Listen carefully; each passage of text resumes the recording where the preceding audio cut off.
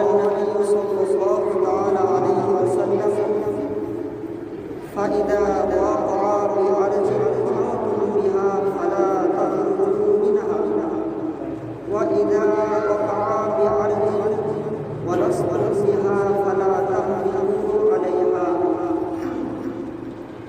رواه الترمذي উপস্থিত শ্রোতা মণ্ডলী, সমস্ত প্রশংসা মহান আল্লাহ রাব্বুল আলামিনের মধ্যে, যে মহান আল্লাহ রাব্বুল আলামিন আমাদেরকে বাঁচিয়ে রেখেছেন আজ অবধি। তাই সেই আল্লাহ রাব্বুল আলামিনের আমি শুকরিয়া আদায় করি আলহামদুলিল্লাহ। অতঃপর তিনার প্রিয় রাসূল নবী মুহাম্মদ রাসূলুল্লাহ সাল্লাল্লাহু তাআলা আলাইহি ওয়াসাল্লামের উপর অসংখ্য দরুদ ও সালাম বর্ষিত হোক। আল্লাহুম্মা সাল্লি আলাইহি ওয়া বারিক আলাইহি। ব্রাদার ইসলাম, আমরা বর্তমান অবস্থায় আমরা খুব মুশকিলের ভিতরে পড়ে গিয়েছি। অনেক মানুষ আমরা এখানে ওখানে যে আমরা আড্ডা দিচ্ছি, আমরা এইগুলো নিয়ে মজা ইয়ার্কি আমরা করছি, এইগুলো আমাদের কিনা। তো এই প্রসঙ্গে বিশেষ করে ওলামায়ে কেরামদের উচিত কারণ যে ওলামায়ে কেরামগণ এদের দ্বারা দিয়ে ইসলাম প্রচার হবে, তাদের মাধ্যম দিয়ে দিন প্রচার হবে। আর এমন এই কঠিন মুহূর্তে বিশেষ করে এই প্রসঙ্গে কিছু আলোচনা করা, এটা প্রত্যেক আলেমের একটা কর্তব্য, যা আমি মনে করি। কারণ এই যে মানুষ এগুলোকে অবহেলা করছে, তাদেরকে বিশেষ করে সুস্থ করে দিতে হবে। যেহেতু সবাই কথা মানতে পারে না, যদিও সরকার আমাদেরকে নির্দেশ দিয়েছেন, আমরা সরকারের নির্দেশকে মানতে পারি না। তো চলুন আপনার সামনে আমি কোরআন এবং হাদিস থেকে কয়েকটি আলোচনা রাখছি যে এই মর্মে আল্লাহর নির্দেশটা কি এবং তার প্রিয় নবীর নির্দেশ কি। যদি নবীর এবং আল্লাহর কথাগুলো আমরা পেশ করি, তাহলে স্বাভাবিক যারা মুসলিম তারা মানতে বাধ্য হয়। তো এই যে একটি বর্তমান পরিস্থিতি, প্রথমত আপনাকে আমি বলি যে আমরা অনেকে একটা বিভ্রান্তির মধ্যে পড়ে গিয়েছি যে এই মুহূর্তে আমরা কী করবো, আমাদের কী করাটা উচিত, আমরা কিছু খুঁজে পাচ্ছি না। বন্ধুগণ, একটা হাদিস পেশ করছি, আর সেই হাদিসের পরে আরো অনেকগুলো হাদিস পেশ করছি।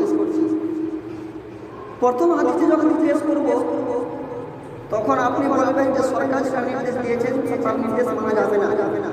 কিন্তু তারপরে যে হাদিসগুলো পেশ করব, আপনি অটোমেটিক আপনি নিজেই বলবেন যে সরকার যেটা নির্দেশ দিয়েছেন সেটাই আমরা মানতে বাধ্য হব। প্রথম হাদিসটা কি? হাদিসটি হচ্ছে সহিহ বুখারী এবং সহিহ মুসলিম এবং মিশকাতের হাদিস।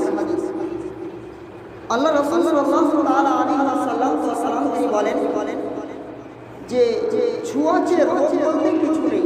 ছুঁয়াচে রোগ বলতে কিছু নেই, যে একে অপরকে ছুঁতে গেলে যে মানুষের রোগ হয়ে যাবে, এটা বলতে কিছু নেই। এবং কিছুতে অশুভ নেই, পেঁচার মধ্যে লক্ষণ নেই, এবং সফর মাসে কোনো অসভ্য নেই। তো আল্লাহ রাসূল কি বললেন যে ছুঁয়াচে রোগ বলতে কিছু নেই। আল্লাহ রাসূল সাল্লাল্লাহু তাআলা আলাইহি ওয়াসাল্লাম তিনি যখন সাহাবায়ে কেরামদের সামনে, মানুষদের সামনে যখন ভাষণ দিলেন যে ছুঁয়াচে বলতে কোনো রোগ নেই, তো একজন বেদুইন আল্লাহ রাসূল প্রশ্ন করলেন। প্রশ্নটা কি? হে আল্লাহ রাসূল, আপনি বললেন যে ছোঁয়াচে বলে কোনো রোগ তাহলে পালের মধ্যে একটা চর্মরোগী রোগ আসলে বাকিগুলো চর্মরোগী হয় কেন? কথাটি বুঝুন ভালো করে।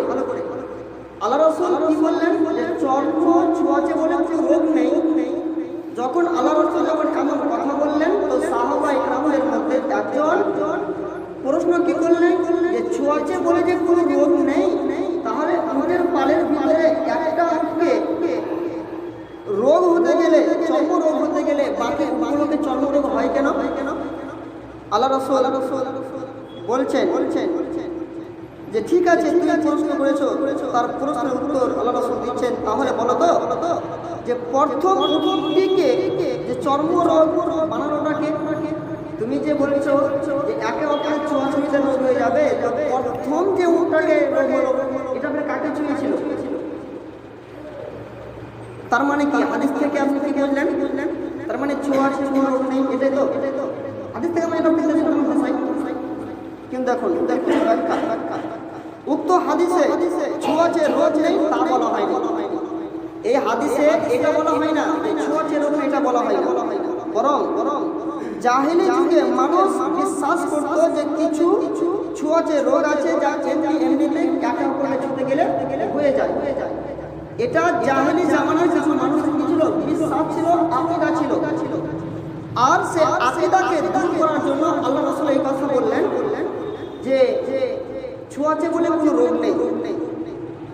তো আল্লাহ রাসূল বললেন যে দেখো যে কোনো রোগ হয় সেটা আল্লাহর অনুমতি ব্যতীত কোনো রোগ হয় না। যা রোগ হয় আল্লাহর অনুমতিতে হয়, আল্লাহর আদেশে হয়।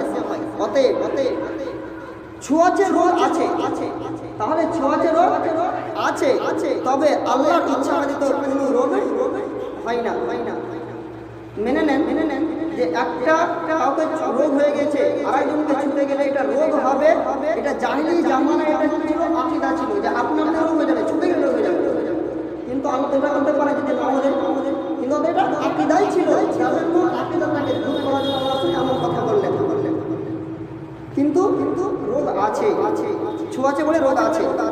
আল্লাহ রাব্বুল আলামিন পবিত্র কোরআনুল কারীমে সূরা তাকবীর 6 নম্বর 81 আয়াত নম্বর 29 সেই আয়াতে আল্লাহ রাব্বুল আলামিন বলছেন ওমা তাশাউনা ইল্লা আইয়াশা আল্লাহু রাব্বুল আলামিন।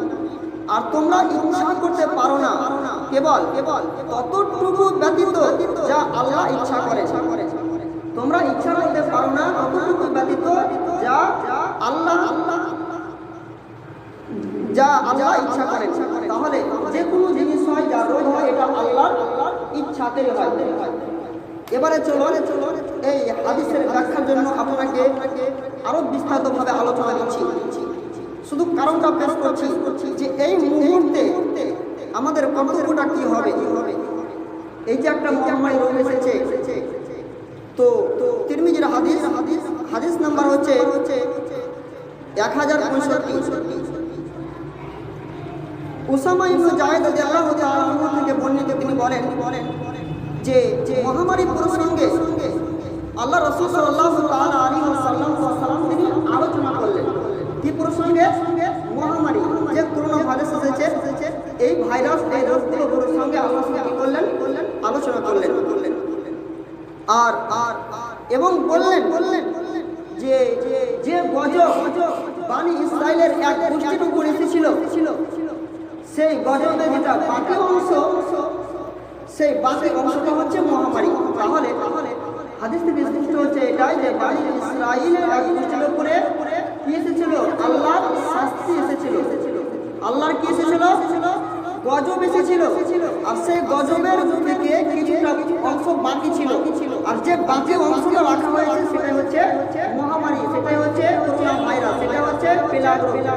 যা আমরা বলি অনেক রকম রোগ আছে, বিভিন্ন সময় বিভিন্ন রোগ হয়েছে, নামগুলো আলাদা। দেখুন হাদিস পেশ করবো তখন রোগের নামগুলো বলা হবে। তো এই মুহূর্তে আল্লাহ রাসূল সাল্লাল্লাহু আলাইহি ওয়াসাল্লাম আমাদেরকে কি নির্দেশ দিয়েছেন যে যেই বাকিটা আছে সেটার নাম কি? মহামারী। এই মহামারীতে আমাদের কি কর্তব্য? আল্লাহ রাসূল সাল্লাল্লাহু আলাইহি ওয়াসাল্লাম বলছেন ফাইদা ওয়াকা বিআরজিন ওয়া আনতুম বিহা। অতএব কোথাও মহামারী দেখা দিলে এবং সেখানে তোমরা অবস্থানরত থাকলে, কোন জায়গায় মহামারী এসেছে আর সেই যে জায়গাতে মহামারী এসেছে সেই জায়গাতে তুমি আছো, ফালা তাখরুজু মিনহা, তাহলে তুমি সেখান থেকে কি করে, তোমার কর্তব্যটা কি, যে এই সাগরঘাটে মহামারী এসেছে যার জন্য তুমি কি সাগরঘাট থেকে চলে যাবে, পালিয়ে যাবে কোন জায়গা, ফালা তাখরুজু মিনহা, না তুমি সেখান থেকে পালিয়ে যাবে না। ওয়াইদা ওয়াকা বিআরদিন ওয়ালাসতুম বিহা ফালা তাহবিতু আলাইহা, কিংবা মেনে নাও যে দোগাছিতে মহামারী এসেছে, এবার তুমি কি করবা, তলা শুরু করেছে, তাহলে তুমি দোগাছি যেও না, তুমি দোগাছি যেও না, কারণ ওখানে মহামারী দেখা দিয়েছে।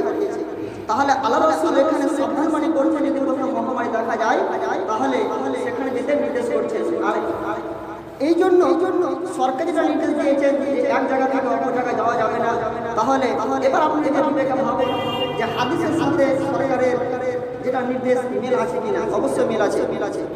তাহলে যেটা সরকার নির্দেশ দিয়েছেন সেটা মানা যাবে। এবারে চলো আরেকটি হাদিস পেশ করছি যে এই মহামারী, এই রোগটা কত মারাত্মক রোগ। আন আবি মুলাইকাতা আন্না উমারা মাররা বিইমরাতিন মাজযুমাতিন ওয়া হিয়া তাতুফু বিল বাইতি ফাকালা লাহা ইয়া আমাতাল্লাহ লা তুজিন নাসা লাউ জালাসতি ফি বাইতিকা লাকানা খায়রাল লাকা। হযরতে ইবনে আবি মুলাইকা রাহমাহুল্লাহ বলেন যে একদিন উমর রাদিয়াল্লাহু তাআলা আনহু কুষ্ঠ রোগাক্রান্তি এক মহিলার পাশ দিয়ে যাওয়ার সময় লক্ষ্য করেন। কি লক্ষ্য করলেন? সেই সময় মহিলা কাবা গৃহে তওয়াফ করছে।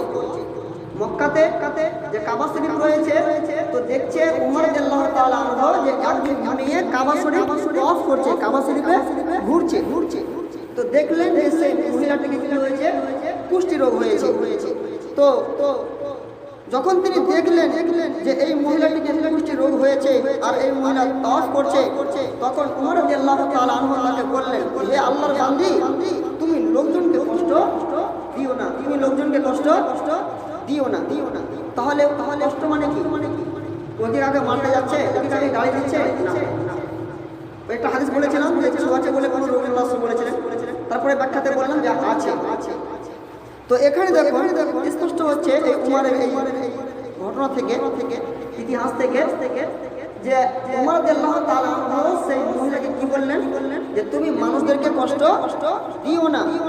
যদি তুমি তোমার ঘরে অবস্থান করো তাহলে সেটাই তোমার জন্য কল্যাণকর হবে।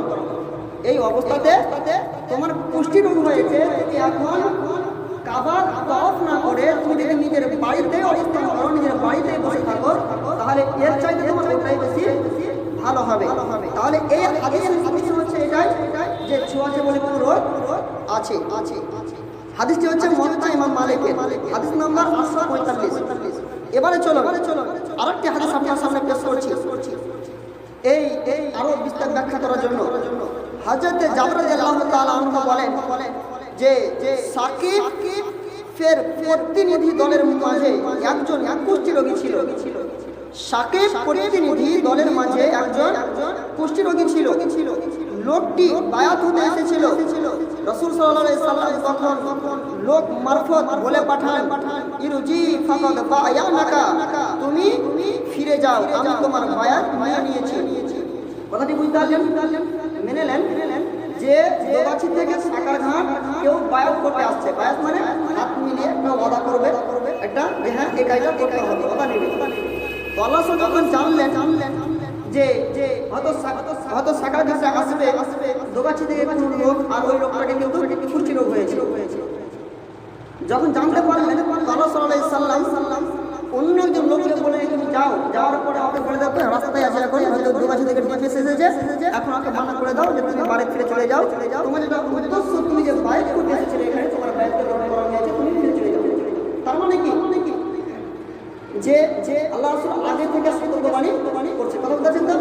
আল্লাহ কি করছেন?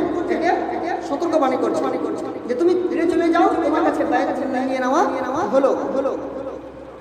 এবারে এই হাদিসটি বর্ণনা করার পর ইমাম বাইহাকি রাহিমাহুল্লাহ লিখেছেন قد يجعل الله تعالى راداته مخالاته الصحيح من به شيء من هذه العيوب সাবাবান ইউদিসুনাহু বিহি, আল্লাহ তাআলা মাঝে মাঝে নিজ ইচ্ছায়, আল্লাহ তাআলা মাঝে মাঝে কি করেন? নিজ ইচ্ছায়। তাহলে বললাম ওখানে যে ছোঁয়াচে বলে কোনো রোগ নেই, তবে আল্লাহর ইচ্ছা ব্যতীত কোনো কিছু হয় না। যদি কাউকে রোগ হয় ওটা আল্লাহর ইচ্ছাতে হয়।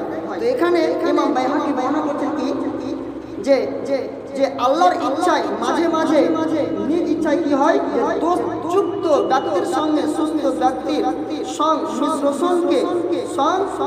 মিশ্রণকে নতুন নতুন সংক্রমণের কারণ বানিয়ে দেন। কথাটা বুঝতে পারলেন? এখানে ইমাম বাইহাকী বলছেন যে কোনো অসুস্থ লোকের কারণে কোনো সময় আল্লাহ নিজ ইচ্ছায় সুস্থ মানুষকে কি করেন? অসুস্থ বানিয়ে দেন। অসুস্থ মানুষকে আল্লাহ কি করেন? অসুস্থ বানিয়ে দেন। তাহলে এখান থেকে বোঝা যাচ্ছে যে এই যে মহামারী রোগ চীনে প্রথমে প্রভাব হয়েছে, তারপরে আরো বিভিন্ন এলাকায় প্রচার হয়েছে, এখন নাকি হয়তো ইন্ডিয়াতে এসে গেছে। এইভাবে এটা স্বাভাবিক আসতে পারে। যার জন্য তাহলে হাদিসের মধ্যে স্পষ্ট হচ্ছে কি যে আমাদেরকে সতর্কবাণী হতে হবে। আরো হাদিস পেশ করছি, আরেকটি হাদিস পেশ করছি। হাদিসটি হচ্ছে উমর রাদিয়াল্লাহু তাআলা আনহুর যুগে ফিলিস্তিনে আমাওয়াস মহামারী প্রাদুর্ভাব দেখা দেয়। তাহলে উমরের জামানায় একটা কিন্তু মহামারী এসেছিল, একটা কিন্তু যে এখন আমাদের জামানাতে এখন কি এসেছে? করোনা ভাইরাস এসেছে। সেই সময় উমরের জামানায় কি ছিল? আমাওয়াস বলে মহামারী এসেছিল, মহামারী এসেছিল। আর এখন যেটা মহামারী সেটা হচ্ছে করোনা ভাইরাস। তো রোগগুলোর নাম আলাদা। তো সেই সময় আমর ইবনুল আস রাদিয়াল্লাহু তাআলা আনহু তার আনুগত্যকারীদেরকে, যারা আমর ইবনুল আসের মালিক, যারা আমর ইবনুল আসকে মানে তাদেরকে তিনি সম্বোধন করে ভাষণ দিলেন। কি ভাষণ দিলেন? এই লোক সকল, যখন এই ধরনের মহামারী দেখা দেয় তখন তা আগুনের মতো চারিপাশে ছড়িয়ে পড়ে। কথা বুঝাচ্ছেন? কথা ভালো করে করুন। যে যখন এই ধরনের রোগ, যখন এই ধরনের মহামারী, যখন এই ধরনের রোগগুলো যখন দেখা দেয় তখন এই রোগটা কেমন একটা রোগ? যে আগুনের মতো চারিপাশে ছড়িয়ে পড়ে। দেখবেন এখানে আপনি আগুন ধরাবেন ওখানে, তো সবটা পড়ে আগুনের এটা যে চারিপাশে ওই ঘিরে নেবে। কথা বলছেন? তো এই রেটটা কোনো ভাইরাস, এটা হচ্ছে আগুনের আগুন। হয়তো একজনকে হয়েছে একটা গ্রামে, আর একটা গ্রামে চলে আসতে পারে। এবারে চলো তারপরে তিনি বলছেন, এবারে তার লোকদেরকে বলছেন সম্বোধন করে কি, দেখো রোগটা তো খুব মারাত্মক রোগ, যে এই রোগটা হচ্ছে আগুনের মতো চারিপাশ থেকে ঘিরে নেই। তোমাদের কর্তব্যটা কি? খারাজা বিহিম আমর ইবনুল আস ইলাল জিবালি ওয়া কাসসামাহুম ইলা মাজমুআতিন ওয়া মানাআতিন লা তাহা বিবাজিন। এরপর তিনি সবাইকে ক্ষুদ্র পরস্পর বিচ্ছিন্ন হয়ে পাহাড়ে চলে যাওয়ার জন্য নির্দেশ করে। কি বলেন? যে মহামারী এসেছে, এরকমটা হচ্ছে এমন একটা রোগ যে আগুনের মতো একজনকে হতে গেলে আরেকজনকে ঘিরে নেবে। তো তোমরা এখন করবে কি? সবাই আপনা হয়ে যাবে। কেউ কারোর সঙ্গে কি হবে না? মিশ্রিত হবে না, কেউ কারোর সঙ্গে মিলবে না। সবাই আপনা হয়ে তোমরা পাহাড়ে চলে যাও, কারোর সঙ্গে তোমরা মিলে থাকবে না। তিনি নিষেধাজ্ঞা জারি করেন যে কেউ কারোর সঙ্গে মিলিত হতে পারে না। তাহলে সেই জামানা আমর ইবনুল আস যিনি নেতা ছিলেন, তিনি আদেশ কি করলেন? যখন আমাদের বর্তমানের নেতা প্রধানমন্ত্রী হচ্ছেন নরেন্দ্র মোদী, তিনি আমাদের নির্দেশ দিয়েছেন তোমরা সবাই নিজের বাইরে হবে। সেই সময় আমর ইবনুল আস তিনি নির্দেশ দিলেন কি, যে তোমরা সবাই কি করো? কেউ কারোর সঙ্গে মিলিত হবে না, সবাই আপনা বিচ্ছিন্ন হয়ে সবাই পরস্পরে বিচ্ছিন্ন হয়ে পাহাড়ে চলে যাবে। ক্ষুদ্র দলে বিভক্ত হয়ে তারা দীর্ঘদিন পাহাড়ে অবস্থান করেন। তাহলে আমর ইবনুল আস যে তাদেরকে নির্দেশ দিয়েছিলেন, তাহলে তারা অনুগত্যকারীরা করেছিল কি? সবাই পাহাড়ে চলে গিয়েছিল। তারপরে দীর্ঘদিন সে পাহাড়ে থাকার পর তখন আক্রান্ত শাহাদাত লাভ করে। যারা আক্রান্ত হয়ে গেছিল গ্রামে, তারা কিন্তু কি হলো? শাহাদাত মানে তারা মারা গিয়েছিল। আর মরে যাওয়ার পর অবশেষে আল্লাহ তাআলা মহামারীকে তুলে নেন। যখন আল্লাহ তাআলা তার মহামারী, এই যে একটা করোনা ভাইরাস, তাহলে এইরকম যখন আমাদের একটা ভাইরাস এসেছিল, রোগ এসেছিল, যখন সে রোগটাকে উঠে নিলেন সেই সময় আমর ইবনে আস রাদিয়াল্লাহু তাআলা আনহু বাকিদেরকে নিয়ে সুস্থ শরীরে নগরীতে প্রত্যাবর্তন করেন। এবারে কি করলেন তিনি, যে রোগ দূর হয়ে গেছে, রোগ শেষ হয়ে গেছে। এবারে তিনি যাদেরকে বলেছিলেন যে তোমরা সবাই একে একে হয়ে যাও, কেউ কারোর সঙ্গে মিশবে না, কেউ কারোর সঙ্গে একে অপরের সঙ্গে মিল হবে না, মিলিত হবে না, সবাই আপনা আপনা বিচ্ছিন্ন হয়ে থাকো। তারপরে যখন শেষ হলো তখন তিনি আদেশ দিলেন তোমরা সবাই এবারে চলে এসো। তাহলে দেখুন এই হাদিস থেকে আপনি কি জ্ঞান পাচ্ছেন, যে বর্তমান সময়ে আমাদের প্রধানমন্ত্রী নির্দেশ দিয়েছেন যে দেখো এখন তোমাদেরকে লকডাউন করা হয়েছে, তোমরা সবাই আপনার বাড়িতে থাকবে।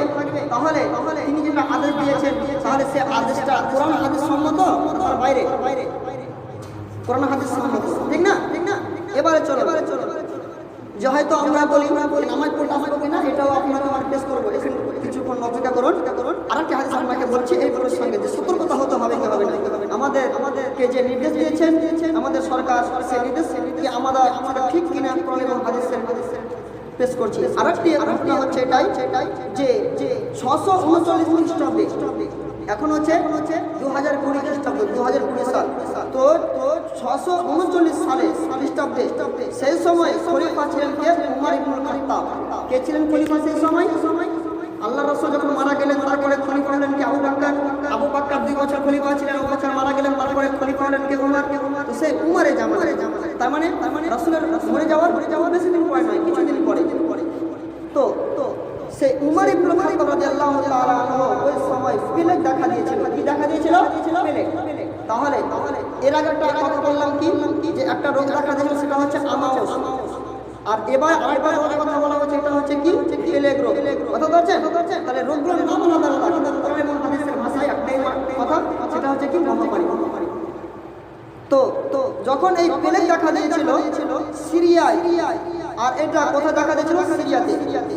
ইতিহাসে যা আমাউস পেলেক নামে পরিচিত, ইতিহাসে এর নামটা কি? আমাউস বলে, আমাউস পেলেক। তো উমর রাদিয়াল্লাহু তাআলা আনহু সেই সময় সিরিয়ার উদ্দেশ্যে রওনা হয়েছিলেন। উমর রাদিয়াল্লাহু তাআলা গিয়েছিলেন সিরিয়ার উদ্দেশ্যে রওনা হয়েছিলেন। মনে করেন যে উমরের বাড়ি হচ্ছে সাকারঘাট। এবারে তিনি রওনা হলেন কোথায় যাওয়ার জন্য? দোগাছি যাওয়ার জন্য। তো এবার দোগাছিতে কিন্তু মহামারী দেখা দিয়েছে, এটা উদাহরণস্বরূপ বলেন না, আপনাকে বুঝাবার জন্য বলছি। তো উমর রাদিয়াল্লাহু তাআলা আনহু মেনেন যে দোগাছি যাবেন। সেই সময় সার্গ নামক জায়গায় পৌঁছার পর সেনাপতি আবু ওবাইদা খলিফাকে জানালেন যে সিরিয়ায় তো পেলেক দেখা দিয়েছে, মেনে নেন আপনি এখান থেকে দোগাছি যাবেন। তো দোগাছি যাওয়ার আগে মাঠে গেছেন, এখান থেকে আপনাকে খবর দেওয়া হলো যে আপনারা তো এখানে আসছেন, তো দোগাছি থেকে মৃত্যু হয়েছে, পেলেক দেখা দিয়েছে। তো কি করা যায় এখন? উমর রাদিয়াল্লাহু তাআলা আনহু যখন এটা বুঝতে পারলেন যে আমরা এখন সিরিয়াতে যাব, আর সিরিয়াতে যেতে গেলে এখন পেলেক দেখা দিয়েছে, তো এখন কি করা যায়? সেই সময় উমর রাদিয়াল্লাহু তাআলা আনহু সাহাবীদেরকে পরামর্শের জন্য ডাকলেন। সাহাবীদেরকে কি করলেন? পরামর্শ করার জন্য ডাকলেন। যেহেতু জানা নাই যে কি করবেন, যাবো কি যাবো না জানা নেই। এর মানে এটা নয় যে সবাই মানে জানবে, সবার জানা থাকবে, এটা নয়। দেখুন উমর কি করবে তিনি আর খুঁজে পাচ্ছেন না, বিবেকে তিনি কুলিয়ে পাচ্ছেন না। এবার দেখুন উমর রাদিয়াল্লাহু তাআলা আনহু সাহাবা ইকরামদেরকে ডাকলেন পরামর্শের জন্য যে এখন আমরা কি করব, এখন আমাদের কি করা যায়? সিরিয়ায় যাব নাকি যাব না? সিরিয়ায় যাব নাকি যাব না? কি করব আমরা? সাহাবীদের মধ্যে থেকে দুটি মত আসলো। সাহাবীদের মধ্যে কয়টি মত আসলো? দুই রকম মত।